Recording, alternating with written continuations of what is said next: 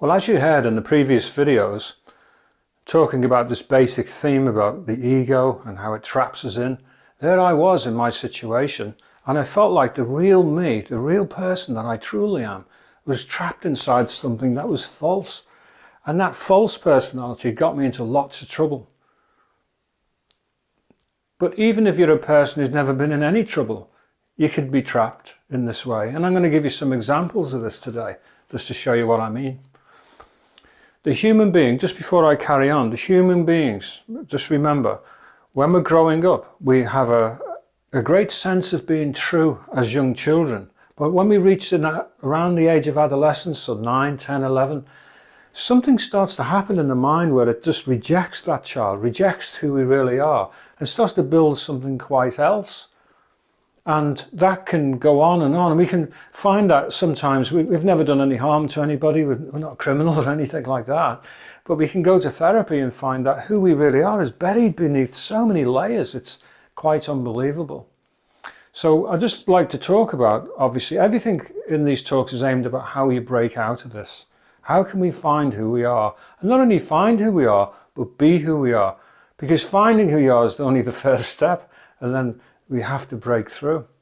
And one of the examples I'd like to give is a thing called a glass ceiling.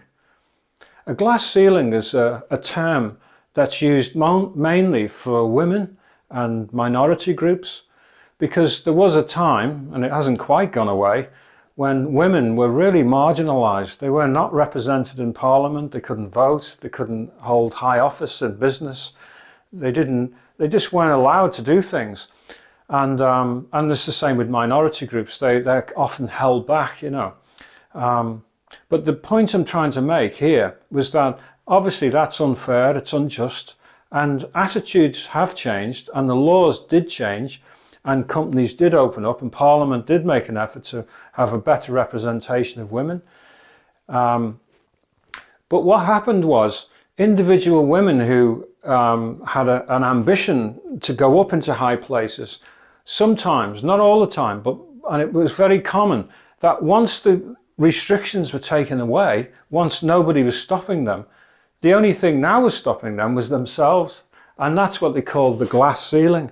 So nobody could see why a person couldn't break through. And what would happen is that they'd get to the point where they could go for the interview, they could put themselves forward, stand as a representative, run a company, be on the board, all these high positions, but then find a sort of inhibited, but no one could see why. And they might have made excuses, certain individuals might have made excuses about why that was. Oh, maybe I was looking at the wrong job, or maybe I was wrong in the first place, it's not for me. But what was really happening was something inside them wouldn't let them go past. So something in them was literally stopping them from getting higher. And they call it the glass ceiling, see. And a lot of people in the world suffer from this. I don't know how many times I've been on a college course or some kind of training course, and I've had people come to my house and sit at the kitchen table crying, saying, oh, I'm no good, I can't do this course. I mean, they believed they could at the beginning, but then something inside of them, nobody outside of them was stopping them. It was something inside of them. And again, you could say that was a glass ceiling or some kind of thing that was stopping them. And so really it's something that within themselves. Quite often when somebody makes a plan to go for an educational course of training or whatever it might be, they've really thought it through, they're not being rash.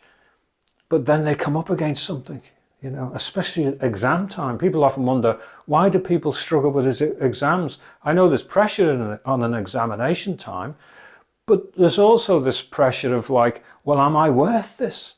You know, everybody else would say, of course you're worth it. But if you don't think that, then you're going to have a problem.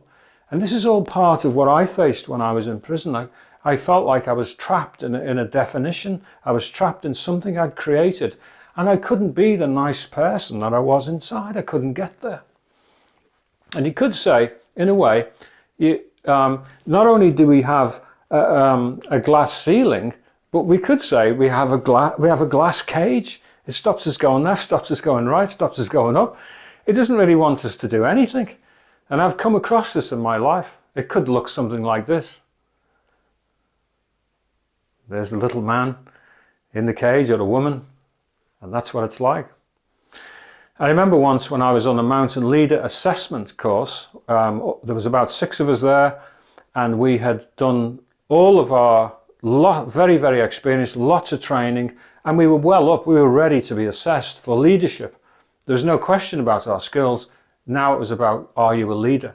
It was a 6-day course of intense scrutiny. It was a bit of a nightmare, it was very difficult. And one of my friends happened to be on the course. I didn't know him that well, but I knew he was very good. He worked in another organisation. Anyway, long story short, we did the first day. We were all tired, sat in the bar, had a drink, something to eat. Got up the next day and it was difficult again.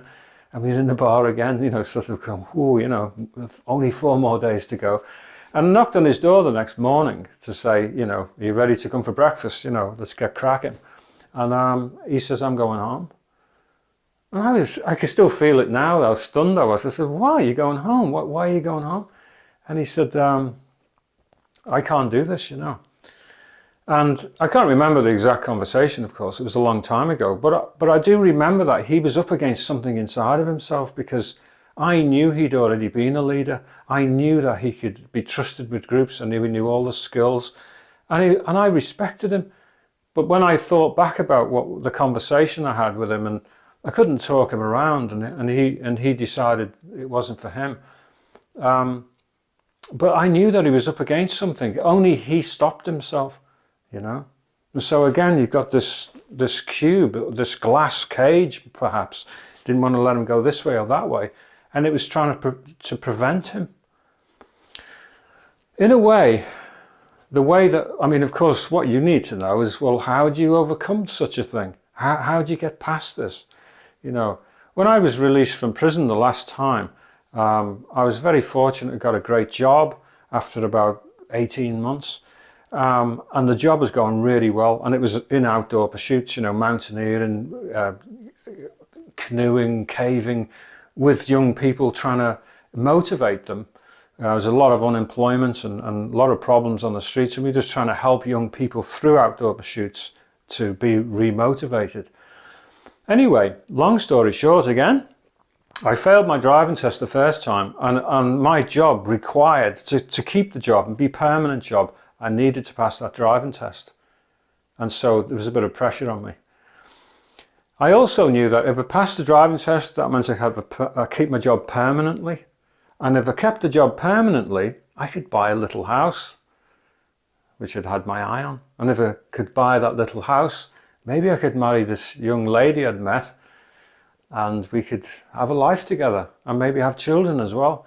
Now, as an ex-prisoner, all those things were taking me outside of the usual place in society that I'd been in for many, many years.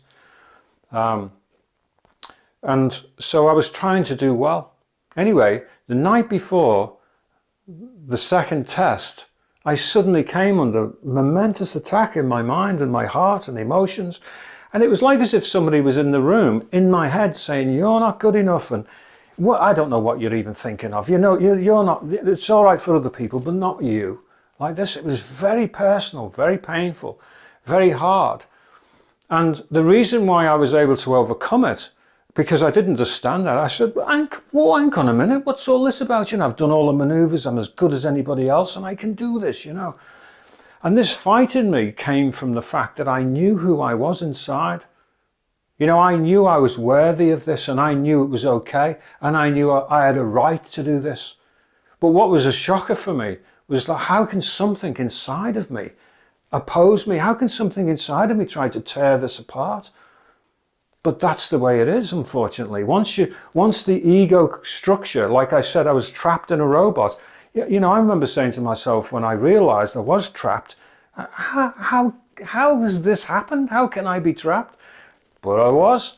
And that's what happens to so many people. We become encased in a personality, and that personality makes its mind up. You're not going past here. You can't be better than this. And that's what I faced that night. But by knowing who I was able to say, no, you know, and I insisted upon it, my position. It was like an argument with someone in the room. It was as if somebody was there. And all of a sudden, it was quietened. and I went to bed, slept well, got up, and I actually passed the test easily. But after I'd passed the test and kept my job, and I did buy the house, and I did get married, and I did have kids, and it changed my place in society completely, I realized that I didn't pass the driving test on the day I took it. I'd passed it the night before. So I hope you can just get a picture there of what the ego does and how it will create a glass ceiling or a glass cage and try and prevent you going forward. But it's by knowing who you truly are, and you have a right, and you insist upon, you have a right to do this. And that's what I've done many times. I've just given you the driving test example. But unfortunately, my friend, when he went to take his assessment, he didn't have that about him, and he failed.